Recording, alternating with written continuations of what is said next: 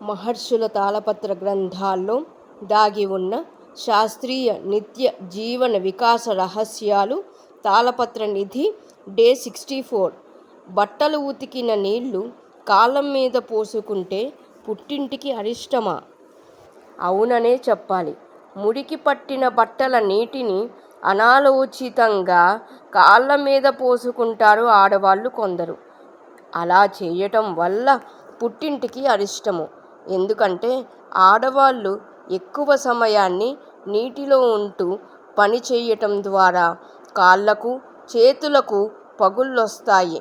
100లో 90 మధ్యతరగతి వారు, ఆ క్రింద తరగతి స్త్రీలలో ఖచ్చితంగా కాళ్ళల్లో పగుళ్ళు ఏర్పడతాయి.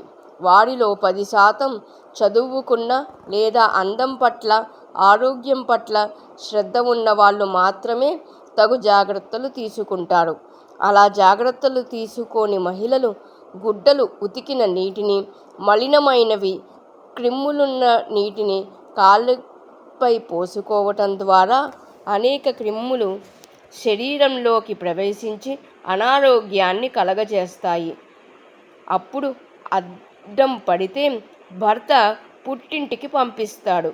ఆపై పడేదే పుట్టింటి వాళ్ళేగా బాధలు. కూతురు సంతోషంగా, ఆరోగ్యంగా, ఆనందంగా పుట్టింటికి వస్తే ఆనందించాలని తల్లి తండ్రి కోరుకుంటారు. అలా కాళ్ళ మీద గుడ్డలు ఉతికిన నీరు పోసుకుంటే పుట్టింటికి అరిష్టమని చెబితే ఆడపిల్ల పుట్టింటి మీద ప్రేమతో చేయకుండా ఆరోగ్యంగా ఉంటుందని పెద్దలు అలా చెబుతారు.